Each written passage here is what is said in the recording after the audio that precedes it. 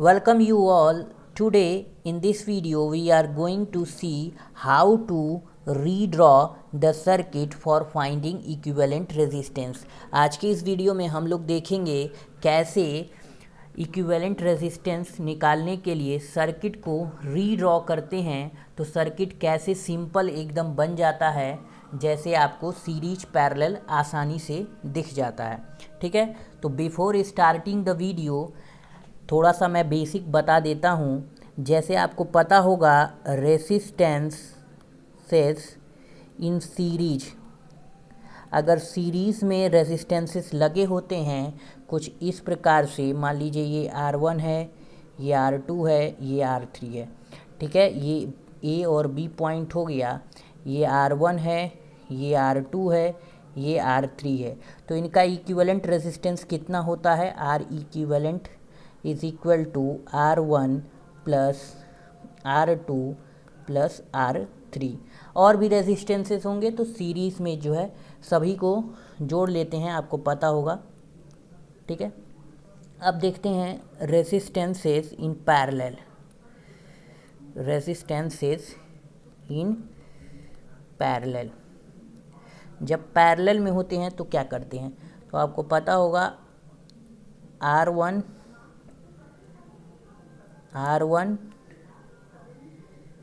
And ये हो गया R2। ठीक है, हम दो रेजिस्टेंस लेके चल रहे हैं, तीन भी हो सकते हैं। तो इसका जो डायरेक्ट फार्मूला होता है R equivalent is equal to R1 into R2 divided by R1 plus R2। ठीक है, ये चीज़ें आपको बेसिक हैं, ये चीज़ें पता होंगी। ठीक है, तो आज की इस वीडियो में हम लोग देखेंगे इस तरह के सर्किट आपने देखा होगा जिसमें आपको डायरेक्ट जो है पता नहीं चलता है कौन सीरीज़ में है या कौन पैरेलल में है, इसको कैसे सॉल्व करना है। ठीक है, तो देखिएगा इसको सॉल्व करने के लिए कैसे सॉल्व करते हैं, इस सर्किट को रीड्रॉ करते हैं, मतलब पुनः इस सर्किट को बनाते हैं। अब वो कैसे बनाते हैं वही हम लोग सीखने वाले हैं। ठीक है, ये कुछ लोगों को आसान लग रहा होगा, लेकिन हम लोग कॉन्सेप्ट को सीखने के लिए इसी एग्जाम्पल का यूज़ करेंगे, उसके बाद आगे सॉल्व करेंगे। ठीक है, तो सबसे पहला काम जो है सर्किट में क्या करते हैं, नेमिंग करते हैं। ठीक है, ABCD ऐसे करके नेमिंग करेंगे। उसके बाद जो है आपको जो है फिर रीड्रॉ करेंगे, उसके बाद देखेंगे कौन जो है पैरेलल में है या सीरीज में है, जैसा भी सर्किट में होगा वो आपको दिखने लगेगा। ठीक है, तो चलिए स्टार्ट करते हैं नेमिंग करना। यहाँ से स्टार्ट करेंगे जो है, यहाँ जैसे यहाँ पे इस पॉइंट को मान लेते हैं हम A है। तो यहाँ से देखिए ये जो लाइन है ऐसे करके आया हुआ है। ठीक है, ये जो वायर है, तो इस जो पॉइंट है यहाँ पे जो पॉइंट है उसका भी पोटेंशियल कितना होगा? यहाँ पर भी क्या होगा? A ही होगा। ठीक है, यहाँ पर भी क्या होगा? A ही होगा। अब इस पॉइंट को देखिए, इस पॉइंट पे यहाँ से यहाँ पर का पोटेंशियल क्या होगा? मान लीजिए B मान लेते हैं, और वो QB होगा। ठीक है, और यही जो है वायर है यहाँ पे भी आ रहा है, यही जो वायर है ये यहाँ पर आ रहा है, तो इसका भी पोटेंशियल कितना होगा? B होगा। अब देखिए, अब आपको क्या करना है, सबसे पहले जो है इन पॉइंट्स को बनाना है। सबसे पहले देखिए यहाँ इस पॉइंट पे और इस पॉइंट को मैंने मान लिया ये A है, ये पॉइंट B है, और इसी पॉइंट पे जो है आपका P भी दे रखा है, और इसी पॉइंट पे यहाँ पे Q है। अब देखिए सबसे पहला काम, A और B के बीच में ये वाला रेजिस्टेंस ले लेते हैं। ठीक है, तो A और B के बीच में एक रेजिस्टेंस है, तो चलिए इस रेजिस्टेंस को हमने बना लिया, ये जो है R हो गया। अब देखिए वापस से देखिए, यहाँ देखिए A और यहाँ देखिए B, वो एक रेजिस्टेंस है A और B के बीच में, चलिए इसको बना लेते हैं। अब वापस से देखिए A और B के बीच में एक और रेजिस्टेंस है, तो चलिए इसको भी बना लेते हैं। अब आप देखिए आपको सीधे सीधे दिखाई दे रहा है ये तीनों पैरेलल में हैं, तो आपको पता होगा पैरेलल में होते हैं इक्वल रेजिस्टेंसेस, तो उनका इक्विवेलेंट क्या होता है? R/N। चूँकि यहाँ 3 है तो R इक्विवेलेंट या RPQ कितना होगा? ये होगा R/3। ठीक है, ये एग्जाम्पल से हमने सीखा है। ठीक है, तो ध्यान दीजिएगा, इसमें जो है आप इस्तेमाल कैसे करेंगे, ये जो लेटर है ये आप स्मॉल यूज़ करिएगा ताकि कन्फ्यूज़न ना हो, ठीक है। नहीं तो आप कैपिटल लेटर यूज़ कर देंगे तो फिर कन्फ्यूज हो जाएंगे। मान लीजिए ये पॉइंट ए बी हो, लास्ट में जाके कन्फ्यूज हो जाए। स्मॉल लेटर यूज़ करिएगा क्योंकि ये हम अपने समझने के लिए यूज करते हैं, ठीक है। तो बढ़ते हैं नेक्स्ट क्वेश्चन की तरफ। अब ये देखिए, आपको जैसा कि मैंने बताया है, अब ये जो है आपको दिख रहा होगा तीनों का तीनों किस में है, पैरेलल में है। तीनों कैसे हैं, पैरेलल में हैं। अभी एग्जाम्पल हमने किया था, ये बिल्कुल वही है एग्जाम्पल, ठीक है। ध्यान दीजिएगा, ऐसा है, ठीक है, ये 12, ये 12, ठीक है।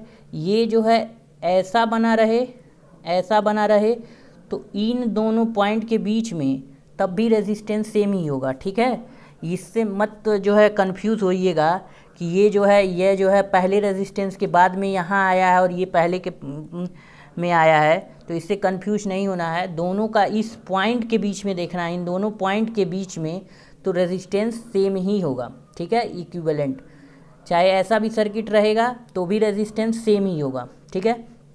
तो आपको पता चल गया होगा इसका क्या होगा, ठीक है। R/3 यानी 12/3 यानी 4 ओम रेजिस्टेंस हो जाएगा। R इक्विवेलेंट कितना हो जाएगा, R इक्विवेलेंट। अब यहाँ देखिए, यहाँ से मान लीजिए करंट पूछा रहा था, तो I is equal to V/R equivalent कर देते। ये हो जाता 6 और ये हो जाता 4, ये हो जाता आपका 3/2 यानी 1.5 एम्पियर। तो देखिए ये सिंपल सा है, ठीक है। अगर आप कंफ्यूज हो जाएंगे तो ये जो है आपको ये सर्किट कठिन लगने लगेगा। तो सबसे पहले ये देख लीजिए, ये जो है किस में है, तीनों पैरेलल में है, ठीक है। हमने बता दिया है एग्जाम्पल के थ्रू, आपको जो है समझ आ गया होगा। तो इसमें देखिए, और वोल्टेज हमको पता है, R इक्विवेलेंट निकाल लिए जो कि 4 हो जाएगा, और करंट निकाल सकते हैं आसानी से। तो ये चीज़ें आपको जो है बड़े बड़े क्वेश्चंस में हेल्प करेंगी बहुत जल्दी सॉल्व करने के लिए, ठीक है। क्योंकि कई लोगों को तो ये समझ में ही नहीं आएगा, ये सीरीज में है, पैरेलल में है, कैसे करना है, ठीक है। क्वेश्चन को बढ़ ही नहीं पाएंगे आगे, ठीक है।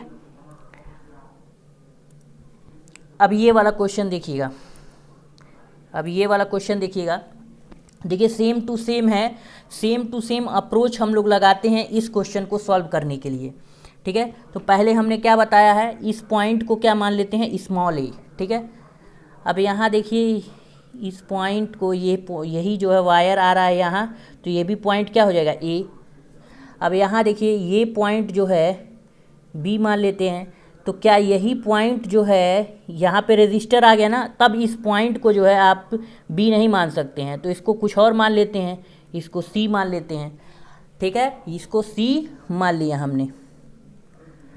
अब ध्यान रखिएगा, अब हमारे पास कितने पॉइंट हो गए, टोटल 3 पॉइंट हो गए, ठीक है। कितने पॉइंट हो गए, 3 पॉइंट हो गए। चलिए हम जो है ए मान लेते हैं,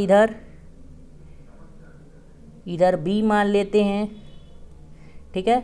सी आप कहीं भी मान सकते हैं, चलिए मैं सी मान लेता हूँ इस पॉइंट को।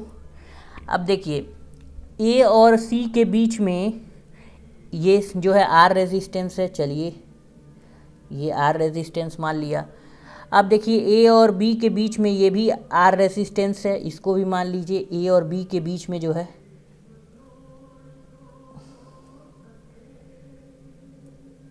ये आर हो गया। अब देखिए, बी और सी के बीच में एक रेजिस्टेंस है आर, बी और सी के बीच में एक रेजिस्टेंस है आर, ठीक है। अब देखिए, ए और सी के बीच में भी एक रेजिस्टेंस है आर, ए और सी के बीच में एक रेजिस्टेंस है आर, ठीक है। बस बाकी सब ख़त्म है। ये देखिए, ये पॉइंट हो गया ए, ये पॉइंट हो गया आपका बी। तो आपको दिख रहा होगा, ठीक है, ये दोनों कैसे हैं, ये दोनों कैसे हैं, ये दोनों आपका पैरेलल में हैं। तो ये जो है इसका क्या हो जाएगा, R/2। अब इसके ये सीरीज में हो जाएंगे तो ये प्लस हो जाएगा, यानी 3R/2, और 3R/2 और ये R किस में हो जाएंगे, ये हो जाएंगे आपका पैरेलल में। तो पैरेलल में करते हैं, तो आर इक्विवेलेंट या आर ए बी जो होगा are into 3r/2 r plus 3r/2। तो यहाँ से कितना हो जाएगा, ये हो जाएगा आपका 3r² डिवाइडेड बाई, ये हो जाएगा यहाँ से मल्टीप्लाई होगा, कितना होगा 2r और प्लस यानी 5r डिवाइडेड बाई 2। यहाँ से 2 कैंसिल हो जाएगा और एक r भी कैंसिल हो जाएगा, यानी 3r/5 3r/5। तो इसका जो है इक्विवेलेंट रेजिस्टेंस कितना निकल करके आ गया 3r/5। अब ध्यान दीजिएगा, ऐसे तरह के क्वेश्चन को सॉल्व करने का ये सबसे बेस्ट तरीका है। और ध्यान रखिएगा, जब भी जितने पॉइंट बढ़ते जाएंगे, ठीक है, जो है आप प्रयास यही कीजिएगा वर्टिकल में, ठीक है, वर्टिकल मतलब इस वर्टिकल पोजीशन में केवल और केवल आप 2 ही रखिएगा, ठीक है, पॉइंट को। वर्टिकल पोजीशन अगर बहुत ज़्यादा पॉइंट बन जाते हैं तो हॉरिजॉन्टल में जो है आप 3-4 जितना बने उतना रख लीजिएगा, लेकिन वर्टिकल में 2 ही पॉइंट रखिएगा, ठीक है, नहीं तो क्वेश्चन जो है कॉम्प्लिकेटेड हो जाएगा, ठीक है, इजी होने के बजाय कॉम्प्लिकेट हो जाएगा, ठीक है। नेक्स्ट क्वेश्चन देखते हैं। चलिए, इस पॉइंट को हम ए मान लेते हैं, इस पॉइंट को हम बी मान लेते हैं। तो क्या इस पॉइंट को हम क्या माने, इस पॉइंट को चलिए हमने सी मान लिया। अब इस पॉइंट के जो है देखिए कैसे यहाँ से सी जो है ये रजिस्टर आ गया, तो इसको जो है बी पॉइंट नहीं कर सकते हैं, इसको मान लीजिए हमने डी कर लिया, ठीक है। अब वापस से बनाते हैं, जो है यहाँ चलिए हमने ए रख लिया, यहाँ बी रख दिया। हमने बताया है जो है वर्टिकल पे 2 रख सकते हैं, 2 से ज़्यादा नहीं। यहाँ देखिए सी रख लिए हम, यहाँ पे डी रख लिए, और यही पॉइंट जो है आपका ए है और यही पॉइंट आपका बी है। अब देखिएगा ए और सी के बीच में, ए और सी के बीच में 5 ओम है, तो ए और सी के बीच में 5 ओम हमने बना दिया, ठीक है, 5 ओम। अब देखिए जो है बी और सी के बीच में जो है आपका कितना है 5 ओम। चलिए बी और सी के बीच में हमने 5 ओम बना लिया। अब देखिए ए और डी के बीच में जो है 5 ओम है, चलिए ए और डी के बीच में हमने 5 ओम बना लिया, ठीक है। चलिए बी और डी के बीच में 5 ओम है, चलिए बी और डी के बीच में भी 5 ओम बना लेते हैं, 5 ओम बना लिया। अब यहाँ देखिए सी और डी के बीच में 5 ओम है, सी और डी के बीच में 5 ओम है, बना लिए।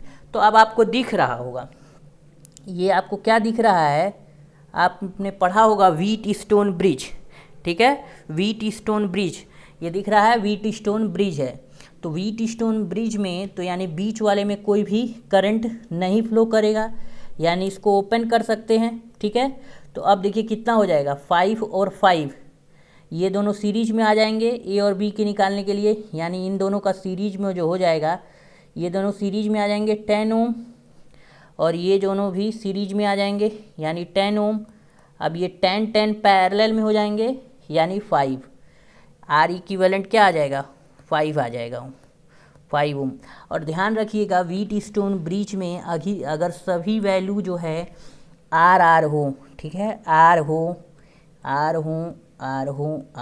बीच वाला ये कुछ भी हो सकता है, ठीक है, ये कुछ भी हो, 10 हो, 15 हो, 20 हो, 50 हो, कुछ भी हो, ये वैल्यू सभी बराबर होंगी तो इक्विवेलेंट रेजिस्टेंस जो है ये आर ही आता है, ठीक है, ये याद रखिएगा, ये इम्पॉर्टेंट है, ठीक है, क्योंकि ये क्वेश्चन डायरेक्ट आपको समझ में आ जाएगा, सीधे जो है ये 5 ओम ही होगा, ठीक है।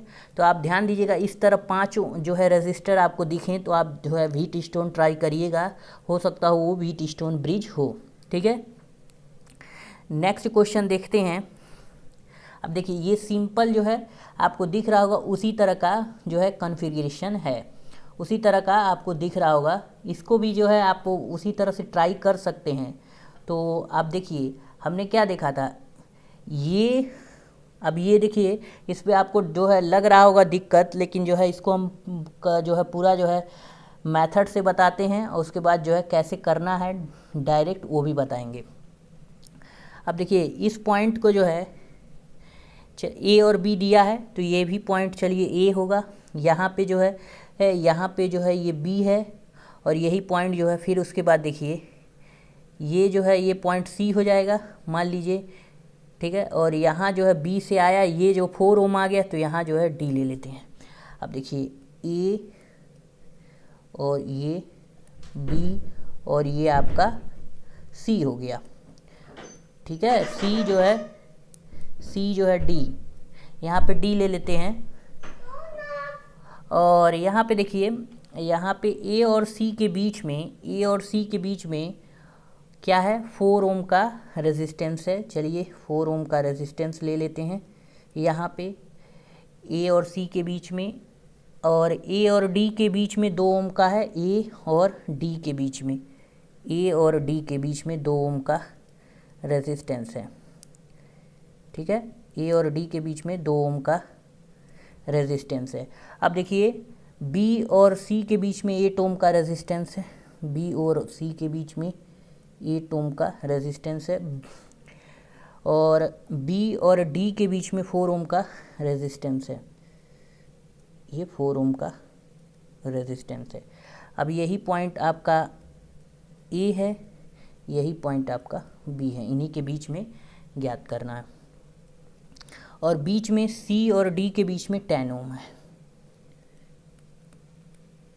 अब देखिएगा, ये वापस से देखिए कैसा है, व्हीट स्टोन ब्रिज है। आप जो भी कर सकते हैं, 4 इंटू 4 दे सकते हैं, 16 आ रहा है। 2 इंटू 8 देख सकते हैं, 16 आ जा रहा है। रेशियो भी सेम है, 4/2 और 8/4, रेशियो 1/2 है। 1/2 नहीं, 2 है रेशियो जो है सेम है। तो इसमें जो है बीच वाले में करंट नहीं फ्लो करेगा, यानी इसको ओपन कर सकते हैं। अब देखिए ये 8 और ये जो है 4 ओम और ये 8 ओम सीरीज में आ गए, तो कितना हो गया 12 ओम। और ये जो है सीरीज में आ गए 2 ओम और 4 ओम, तो ये हो जाएगा 6 ओम। अब ये जो है पैरेलल में हो जाएंगे दोनों, तो 12 और 6, 12 + 6, तो ये कितना हो जाएगा, ये हो जाएगा 12 × 6 18, और ये 3 बार में कट जाएगा, ये आ जाएगा 4 ओम, ठीक है। इसका आंसर कितना आ गया, 4 ओम। अब या ध्यान दीजिएगा, अब ऐसा सर्किट दिखे कभी भी आपको, ठीक है। और रेशियो देखिए कैसे देखना है। यहाँ देखिए, यहाँ से देखिए ये जो है जस्ट डबल है, यहाँ भी देखिए जस्ट डबल है। इस तरह का रेशियो देखे तो आप समझ जाइए ये दोनों जो है सीरीज में हो जाएंगे और ये दोनों भी सीरीज में हो जाएंगे, ठीक है। और वापस फिर पैरेलल में हो जाएंगे, यानी 4 और 8 सीरीज में तो 12, और जो है ये जो है सीरीज में तो 6, और 12 गुणे में 6 बटे दोनों को जोड़ देंगे 3, और ये 4 ओम आ जाएगा, ठीक है। और ये जो है फुल मेथड है सॉल्व करने का, ठीक है। यहाँ 10 ओम की जगह कुछ भी हो सकता है, ठीक है, उससे मतलब नहीं है, क्योंकि आपको पता है ये तो ओपन हो जा रहा है, इसमें कोई करंट ही नहीं फॉलो कर रहा है, इसलिए हमने उसको ओपन मान लेते हैं। तो फ्रेंड्स आज के लिए इतना ही। अगर ये वीडियो अच्छा लगा हो तो प्लीज़ इस वीडियो को लाइक कीजिए। अगर आपका कोई सवाल और सुझाव हो तो नीचे कमेंट कीजिए, और अगर आपने अभी तक हमारे चैनल को सब्सक्राइब नहीं किया है प्लीज़ सब्सक्राइब कर लीजिए। Thank you very much.